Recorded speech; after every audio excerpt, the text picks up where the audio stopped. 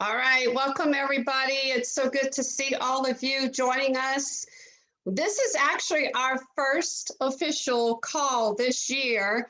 We had gotten away from them, and tonight we're kicking it off. We're going to be consistent. I'm so excited to see all your faces.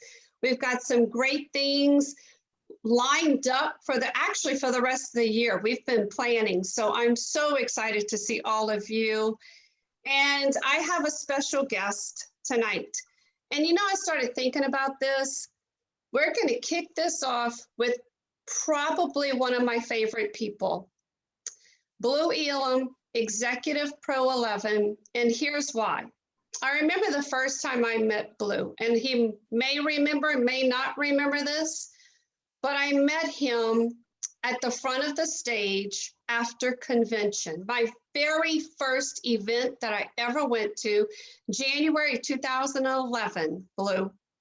I remember my leaders, Chad Belanger, Fred, Sonny, all saying, you gotta go to the front after the event is over and meet the leaders. I remember that. And so Tim and I walked up there. We were Pro 2 at the time, first event, nervous, scared. I met corporate. I met a couple of people in Blue. This is the first thing that I remember. You sat there and listened to Tim and I. Look, I got the chills. You listened to Tim and I, where we were from, about our girls, that it was our first event. You just made me feel like I was part of something bigger. I had to share that with you. So I am so excited for you to kick off this call tonight because you're so humble. You're a kind person. You're a giver, servant leader, amazing listener. And this is what Tim said. I said, what are some things that you can think about, Blue? This is what Tim wanted me to tell you. That you cultivate a culture of trust. Isn't that exciting? It's true. Blue, that's how we feel about you. So I've asked you to come on here. I want you to share your story, whatever's in your heart, and then I'll have a question for you at the end. So Blue, Executive Pro 11, Blue Elam, please share with all of us, please. Tori, thank you so much. It's hard when you start a call off emotional. I usually end emotional, but it's hard when you start off that way.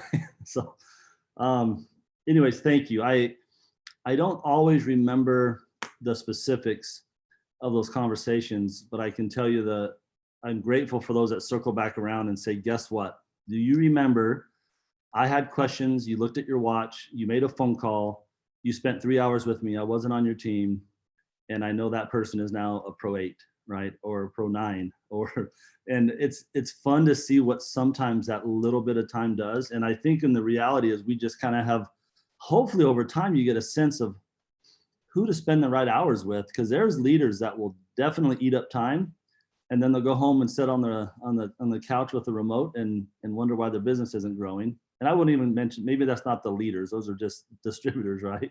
Or product users. But there's others that you just feel like, man, this hour of my time is going to be duplicated and taught over and over and over and shared on team calls and turn into hundreds of thousands of duplicated hours of effort and energy and skill training. And so thank you for sharing those things. I think it's fun to look back. And I think I'll just say that my goal, and hearing that story helps kind of softens my heart a little bit, because my goal has always been to never forget where we came from, right? Never forget.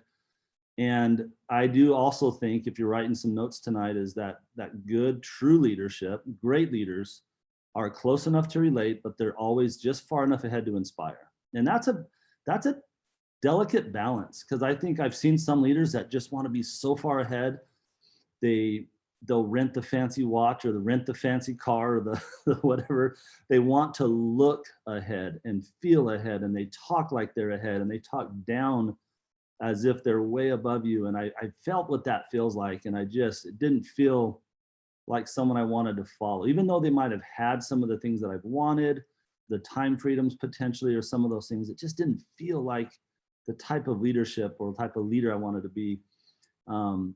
But, and I've also seen those that relate so much that it's almost, there's a balance of being inspired, because do they even have anything that we want, right?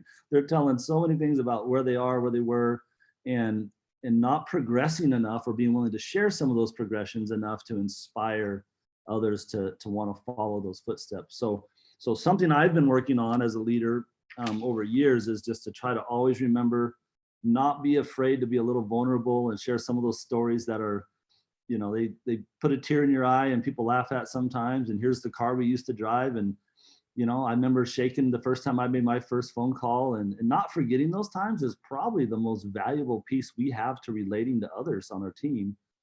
And then obviously working your tail off and accomplishing some of your goals so that you have things to inspire others with, and remembering some of those stories and being willing to share some of those hard times so that they can relate, and then not be afraid to say, oh, but by the way, you know, when you're the only dad on the bus on a field trip because all the other dads are are at work, you look around a little bit and say, you know, something's good going on here. Something's right. This feels good to be in a position to spend time with my family when needed. And it just feels good. So I'm going to talk about a couple things tonight. Tori, how many minutes do we have on this call? Do I get about 10, 15 minutes maybe? Absolutely. We're going to end it right before 8 o'clock my time so we could get on the flip the switch, but you take as much time till then. Absolutely. Okay. Blue. I just have some thoughts, and then if you have some questions, we can talk. And looks like we have a good group on here tonight, but maybe by the show of hands, maybe I'll grab a screen here where I can see more of you. There we go. Who actually, and if you're on, not on camera, if you can, I understand you might be in a position where we wouldn't want you to turn your camera on, and I get it. But if you can, throw your camera on, and we'd love to just see your face and chat. And but maybe a quick raise of hands. Who was able to watch the Lead Academy online? Almost all of you. Okay. Maybe in the chat, so we don't waste a bunch of time, but what is one thing that you got out of that? Maybe a sentence or a word, something that benefited you. We put a lot of time in, and I will say that last minute we had to shuffle some things and change directions and pivot a little bit. So I remember sitting down with Steve, and Steve says, man, I really want the field to understand that we are developing trust between each other. And that was a great word. And then you just said in the introduction, which reminded me, to cultivate a culture of trust. It hasn't always been there. It's been there more and less with different CEOs and different focuses and different periods of time. But I can just tell you that the more they trust us in the field, and the more we trust them as corporate doing their job, and the more positive those conversations are, that's probably the first step in developing that trust.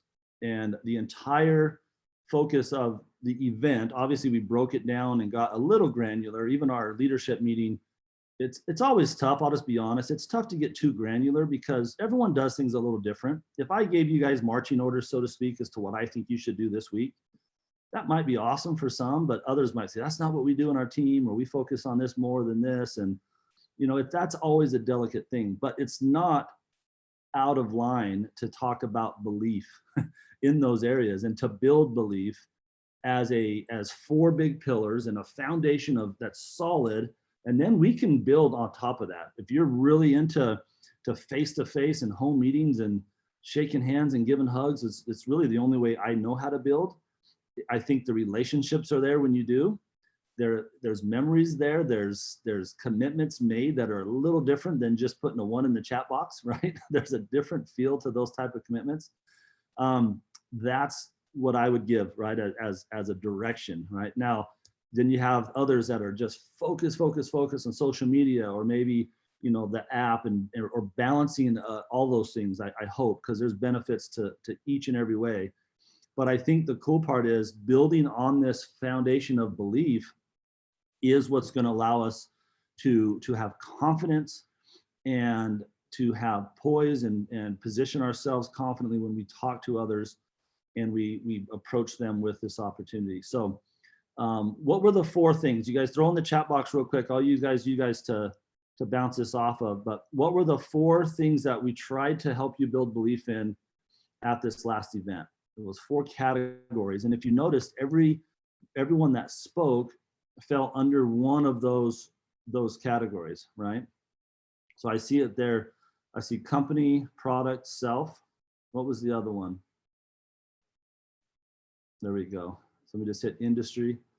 Awesome. So what we got together on and said, what are the things that maybe are lacking a little bit with some of our leaders, maybe with just our new distributors, really all across the board. What are some things we could strengthen to help people? And the first thing was, if people understood really the value of this industry and what we have, that would be priceless, right? Because this industry by itself stands out. Now, for some, it stands out in a negative way because they don't understand the industry, or they haven't spent time in the right ways with the right company or the right people, or they were in the industry, maybe in a great company, but the people did it wrong, taught them to do it wrong. There was some shady areas, and I've seen those. And so there's, I mean, you can take any subject you really believe in and type it in. There's someone that's going to be out there talking about it. It's just how it is, from their own experiences, from their life story. But all in all, we have an industry that has produced very, very wealthy, good people. It attracts good people. This company, when you get into the belief in the company specifically, we seem to attract a specific type of person. And we've had others, and Tori will know. Tori's been here from the beginning, so she'll know when we've had people come in and kind of raise their hand, and this is what I'm going to do, and this is how I do it, and it doesn't quite fit. We don't even have to ask them to leave. Right? We usually just give them a lot of hugs and handshakes and family. I mean, I had my boy one time up there in the front of the room, erasing the whiteboard and working with dad, going to work with dad. And there was a guy in the room that was so business-minded, professional, corporate America, that he didn't understand how I could bring my son to work with me. And he was just blown away. 99% of the other part of the people in the room were just loving it, thinking that is exactly why we do this business, right? And you'll never get over that. There's always the two different crowds in the room. But when you understand what we have as an industry and a company, you start to get confidence. You start to be excited. You start to realize the type of income we're helping people build, the type of relationships we're helping people build are things we can hold on to for a long time. They're things that can stand the test of time. And for me, I can tell you what I had to learn, because I didn't have a huge belief in the industry.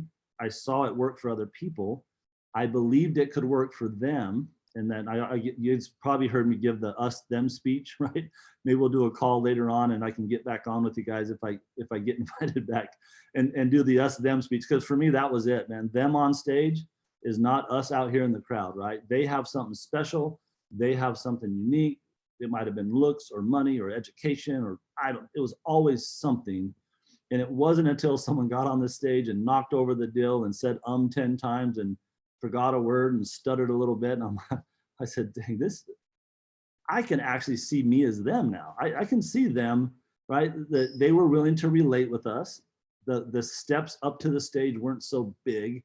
And I could see myself doing that. My belief went up honestly, because someone's professionalism went down. And maybe not even professionalism, more they were just real. Their personality shined through, which was a simple, basic education, basic personality. And I saw myself on stage for the first time. And that was actually the day that I remember committing to do this for reals. Not just show up, not just buy product, not just compare labels at the fire station and try to see who wanted to buy a better product for a cheaper price or whatever. But it was when it changed to, hey, I'm building something. I'm going to build a legacy for my family. And it was because I watched someone who was willing to relate, or who I related with. So powerful, powerful thought when you think of the industry and the company. The other ones were product, right? And again, we could do a 4-hour meeting on products and run circles around it.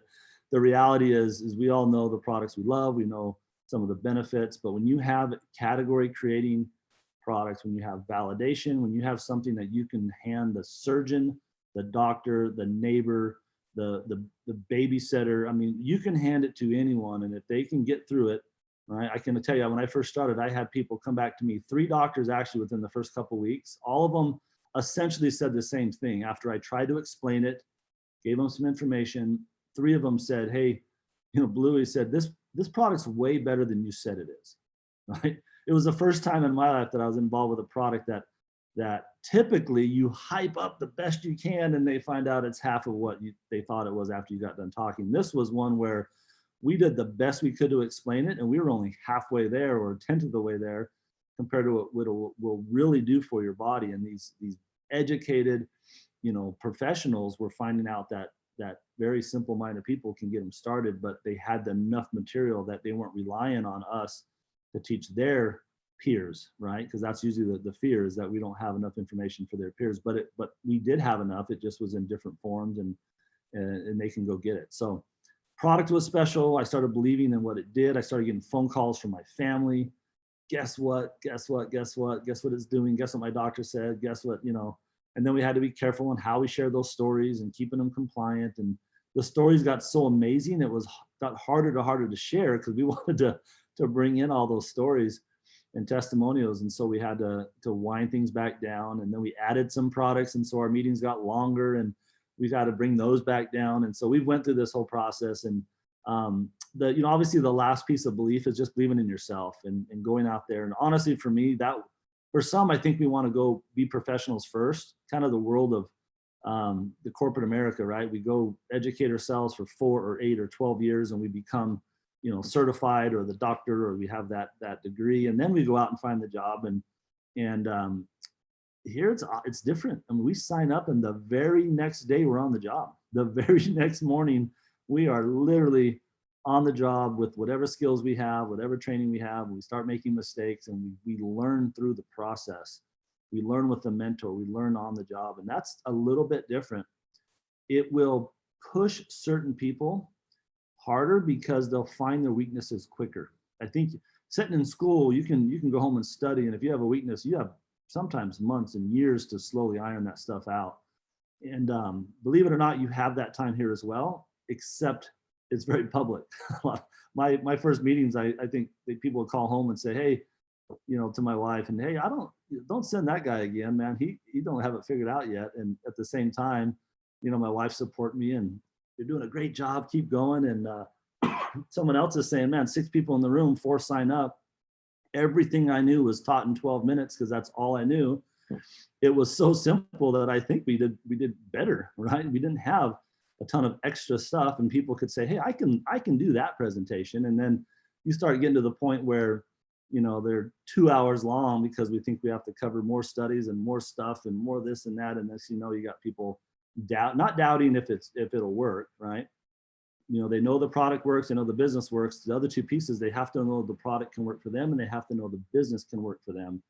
And if it's that perfect, sometimes they get to the point where, man, that's a lot to regurgitate or learn, or I don't know, right? So keep all that in mind. We learn a lot about ourselves, and that belief, if you put those 4 pillars down and put a big old concrete slab on top of them, you could even pull 1 pillar out a little bit, and those three pillars are probably going to hold that up a little bit. Excuse me. But the reality is, those pillars, if they're strong and your belief is strong in those areas, you're going to be able to hold on. And I'm grateful because we slowly developed that belief, watched the belief in the industry grow, watched our belief in the company grow, watching the products change lives, watching ourselves become a little bit better and a little bit different and think a little bit different. Mainly for me, my personal growth involved thinking differently about the way it was okay to make money. My background as a firefighter was very, very linear, very, show up. If you don't show up, you don't get paid. There was some differences. It was a salary, so there was some benefits to getting days off and things like that, as opposed to construction that I used to do before that. But that transition took a little bit to kind of figure out. And when I realized the difference that the industry had to offer, and that myself believing in that, and myself growing into someone who could present and have a conversation and share the information, answer questions or send them to the answers. Once that started to come around, I watched our company, the size of our personal business, follow the size of who we were, or who we were becoming, right? And then the quote that I made up from that said that you have to become the type of person that can run the size of business you want to have. You think about that, it doesn't take too much to have a Pro 1 business, right? To run that or maintain that volume. If you want to look at a Pro 2 or a Pro 3, the skills that are involved in those things, you start looking at a Pro 5 and 6, and there's a lot more people requiring your information, your help, your support, your mentorship. And then you get into the elite ranks where people are pulling on you from all over the country. I mean, we get asked to go present in Japan and Thailand and Australia, not even to our teams, but just because we're part of this elite group, you know, we want to go share. And so you kind of have to become a person who can deal with more. But the good thing is you learn that over time. You learn it on the job, right? We don't, if you won a Pro 10 position, I'll be honest, it'd be nice for a little while, but when the first time somebody calls and says, hey, I got this big hitter I need you to talk to, or I got a 4-hour training, can you cover it for me? It starts in 10 minutes, right? You're like, sure, no problem. And having the ability to do that, it comes from time. It's not because someone handed you, you know, the lottery ticket, so to speak. Because if you ever followed that, and people that win the lottery and get handed a pile of money that they don't know how they earned or how they take care of it, most of them end up in a worse position within a year to year and a half after getting that, because they just don't know what it took and they don't respect and understand that. But if you earn that rank of 3 and you fight your way to 4 and you get to 5 and you hit the elite ranks, you become the type of person who can run that size of business. And it's a different feel. You learn what it takes to get there. And so don't be afraid of those mistakes and becoming and learning, right? Believe, build, and become. First, it takes belief. The 4 pillars we talked about as a starting point. Then you got to go to work. Then you got to go put your feet to the ground and put the time in. And then you start to become. You become the leader that people want to follow. You become the person that people want to be associated with. The company is explained well. The industry is explained well. They want to be associated with that, and things start to happen. And for us, you guys kind of know the story, but it lined up perfectly. Luckily, right before our accident, we were coming home. My wife, my 2 oldest daughters playing volleyball, awesome tournament. They did great. I got video of them playing their last few games. A couple miles from our house, we had a bad accident. Woke up in the hospital, broken legs. I think I had 19 broken bones. My wife, they had to cut her out of the car. My 2 daughters were paralyzed. I mean, we're talking about life getting flipped upside down. And I was usually on the other end of that as a paramedic. I was usually the one taking care of those people. And actually, I didn't know this, but subconsciously, I was telling the medic who was putting the splint on my broken femur that he forgot the iliac strap. He wasn't working with the traction. And I guess I was directing him the whole time, saying he did it wrong because it wasn't working. And then he looks down and fixes things. It was kind of comical, but my mind went to that other mode because I'd never been in that situation. But shortly realized I wake up in the hospital and who's getting up first, right? My wife or me? Like, our kids need us. Who's going to get up? And to be in that situation, and can you imagine being in that situation and also having to worry about finances and also having to worry about your job? Instead, we had just hit the executive Pro 10 position a month prior to that event. So you can imagine they put that position in. There was 3 of us that were already kind of qualified leg wise and everything. So we hit that rank. A month later that happened, and it is so nice to check off a financial box, especially dealing with big things, to be able to focus on what's needed, be where you need to be, having a team with trained and that had been mentored, and they just took their own teams and ran. They weren't dependent on me. They weren't dependent on even my personal team call or anything I was doing individually, because we had already passed the baton. They had taken the baton and taken ownership all throughout their teams. And things just grew. And every month, sitting in the hospital, our check went up and up and up based on digging a well prior to that event. So I know time's short, and I'll just say this, you guys, dig right now. If you have the belief, I hope that was instilled a little bit better over this last event. You got great leaders that'll instill that in you constantly. Tim and Tori are amazing. You got Sonny. I mean, there's just people I love and respect that lean on. If you don't have the belief, lean on their belief for a little while until it's there. But if it'll cause you to build and work, and working works, right? I mean, that's what we're after, is just going to work right now. And those that do, when times are, and I'll say they're not great for everyone, but it's okay. It can be worse. I'll just say that. When I woke up in the hospital, I can say I'm grateful I did the work prior to that day. That would not have been a good day to say I need to get serious about my business. And too many people need that kind of external motivation to go to work. So think about that. I hope you go to work, dig that well while things are okay. so that you can hopefully nothing ever happens, but something does, little thing. Hope they're tiny, hope they're little, hope they're big to you and it's a stub toe versus what we went through. But when and if it comes, you'll be able to check that box, spend time with who you need to be with, and not have to worry so much about and stress over the things that you've already accomplished. And so Tori, those are some thoughts. I'm just kind of watching the clock. I know we're getting close. I wanted to ask you questions. No, that was so perfect. I don't even have to ask you my question because it was about obstacles. And Oh, it's okay. yeah, and y'all went through such an obstacle.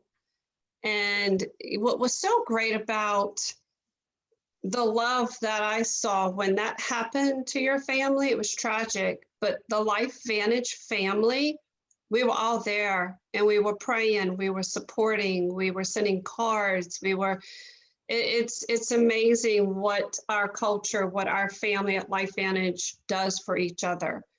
And that I'll say obstacle. one little thing to go with that, because I had a thought just come to mind that might help someone, but you can't always control what happens to you, right? I mean, that's not something that we can physically control, but we can control how we react.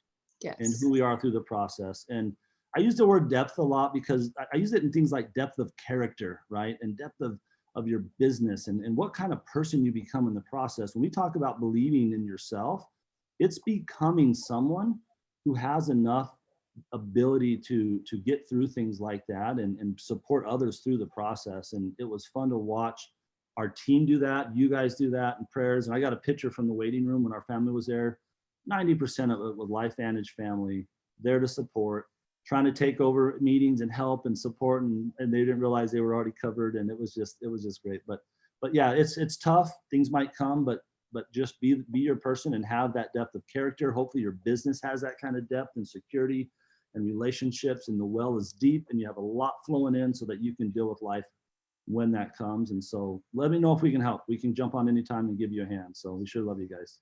Oh, we love you too, Blue. Thank you so much for your time, your wisdom, just being here with us. And I love what you said, believe, work, become.